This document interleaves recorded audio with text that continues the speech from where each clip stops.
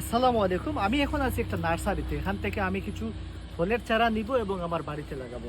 এখন দেশ জুড়ে একটাই স্লোগান, গাছ লাগান, পরিবেশ বাঁচান, ফল লাগান, নিজে খান, অন্যকে খাওয়ান। এখন আমি আপনাদের দেখাচ্ছি এখানে বিভিন্ন ধরনের ফলের গাছ আছে। তার মধ্যে আছে মেহেদি পাতা, কলার গাছ আছে, আম গাছ আছে এবং বিভিন্ন ধরনের পেয়ারার গাছ, এবং আপনি দেখতে পারবেন বিভিন্ন ধরনের জ্বালা লেবুর গাছও এখানে আছে। এই দেখুন একটি গাছ, এবং এই গাছগুলো হচ্ছে কলম করা, এবং এই কলম করা গাছের মধ্যে বিভিন্ন সাইজের, বিভিন্ন ধরনের, বিভিন্ন রকমের আপনার লেবুর পাওয়া যায়। এবং এখানে আছে আপনার ফল ধরা আমের গাছ। আপনারা চাইলেও এখান থেকে সুলভ মূল্যে আমের চারা কিনে নিতে পারবেন। তাছাড়া এখানে পাওয়া যায় বড় বড় জাম্বুরা।